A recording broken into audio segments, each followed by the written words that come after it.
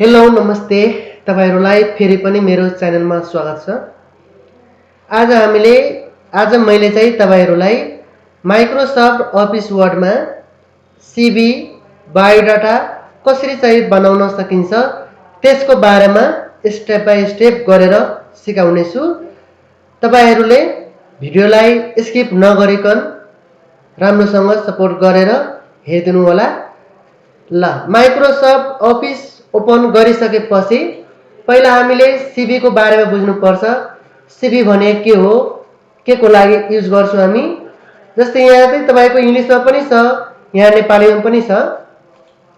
अब सीवी भनेको एउटा लिखित कागजात हो जसमा व्यक्तिको शिक्षाको कामदेखि लिएर सिपदेखि लिएर योग्यता सबै कुराहरू समावेश गरिन्छ।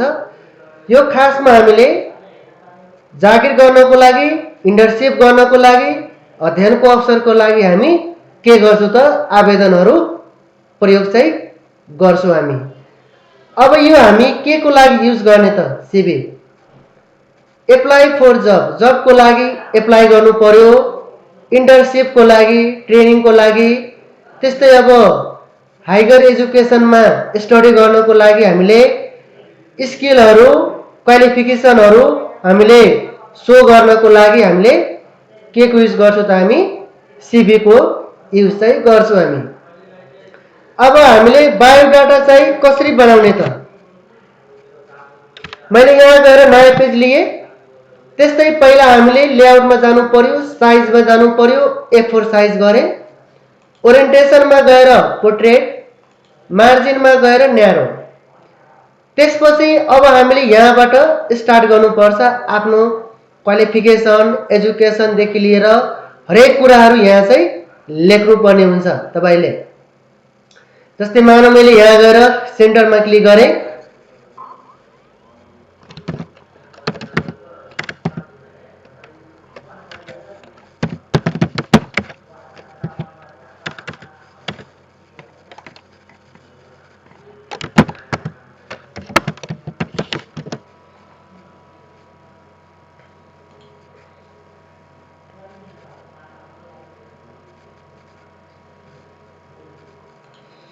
CULUM ल अब यसलाई मैले सिलेक्ट गरेर अलि बोल्ड गरिदिए, ठुलो पनि बनाइदिए। यहाँबाट अन्डरलाइन दिन पाउँछु हामी। त्यस्तै अब यता साइडमा राख्नको लागि यसलाई क्लियर गरिदिए मैले। क्लियर गरिसकेपछि तपाईहरुले टाइप गर्नु पर्यो। मैले यहाँ चाहिँ आफ्नो डिटेलहरु सबै यहाँबाट मैले टाइप गरेर यहाँबाट ल्याइदिन्छु। यहाँ सबै कुराहरु यसलाई नै मैले कपी गरे। तपाईहरुले यसलाई टाइप चाहिँ गर्नु होला। मैले यहाँबाट पेस्ट गर्दिए कपी गरेर।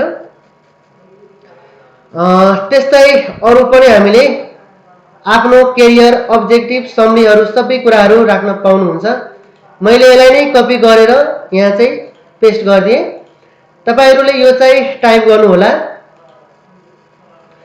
तपाईहरुलाई समरीहरु लेख्न आएन भने, जस्तै हामीलाई यो समरी लेख्न आएन भने गुगलमा गएर पनि हामीले यो गुगलमा गएर तपाईले यहाँ चाहिँ अब हामीले जस्तै अकाउन्टेन्टको समरी चाहियो, रिसेप्सनको समरीहरु चाहियो, तपाईले यहाँबाट गएर हामीले धेरै कुराहरु सर्च गरेर यसलाई तपाईले कपी गरेर हामी पेस्ट गर्न पाउँछौं हामी। अब जान्ने कुराहरु आफूले कपी पेस्ट गर्ने, सबै एकैचोटी कपी पेस्ट नगर्नु। त्यसपछि अर्को तरिका च्याट जीपीटी मा गएर पनि तपाईहरुले गर्न चाहिँ सक्नुहुनेछ। अब यसमा तपाईले बुलेटहरु चेन्ज गर्न मन लाग्यो भने जस्तै यहाँ छ पहिला नेमहरु लेखेको, एड्रेस, त्यसपछि फोन नम्बर, त्यसपछि यहाँ गएर आफ्नो इमेल राख्नु होला। त्यसपछि अर्को क्यारियर अब्जेक्टिभ भनेको एउटै हो। आफ्नो बारेमा के समरीहरु, आफूले के आउँछ, के स्किलहरु छ, त्यस सम्पूर्णको एउटा हामीले सानो चाहिँ सर्टकटमा एउटा समरी बनाउनु पर्छ। त्यो अब समरी तपाईले प्वाइन्ट वाइज लेखे पनि भयो वा अर्को तरिका हामीले प्वाइन्टमा नलेखेर यतिकै पनि लेख्न पाउँछौं हामी। यिनीहरुमा बुलेट तपाईले चेन्ज पनि गर्न सक्नुहुन्छ।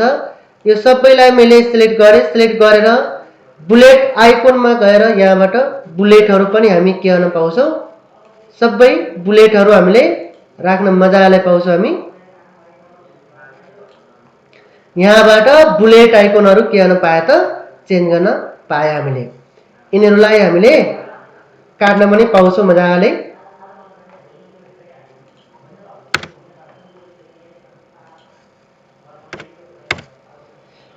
त्यसपछि अर्को यिनीहरूको पनि बुलेटहरू पर्सनल डिटेलमा आफ्नो अब नेमहरू, त्यसपछि डिओबीहरू, पर्मानेन्ट एड्रेस, कनेक्ट एड्रेस हैन, अब नेसनलिटीहरू, रिलिजनहरू, ल्याङ्ग्वेजहरू कतिवटा आउँछ।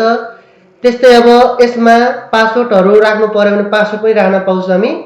यसलाई पनि हामी भने गर्नु नभए यतिकै छोडे पनि हुन्छ। त्यस्तै यहाँ एजुकेसनमा पनि एजुकेसनहरू लेख्न पाउनुहुन्छ तपाईँहरूले। त्यस्तै वर्क एक्सपिरियन्स के आउँछ यहाँ चाहिँ राख्दा भयो। त्यसपछि ट्रेनिङ हामीले के गरेको सम्पूर्ण कुराहरू, स्किल आफूलाई के छ हैन। त्यसपछि अब हामीले हबिजहरू पनि लेख्न पाउँछौँ हामी।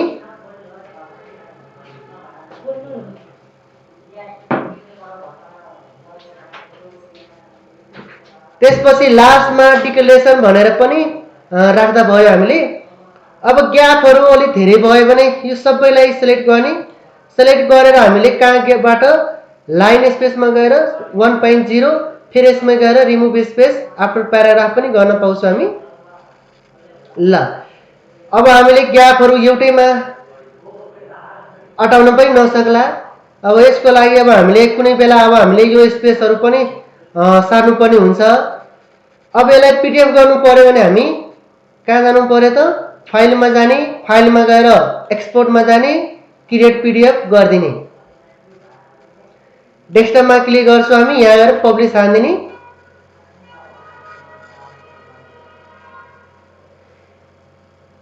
यसरी तपाईँले मजाले बायोडाटा तपाईँले आफूले बनाउन चाहिँ सक्नुहुन्छ। ल हस्त, धन्यवाद।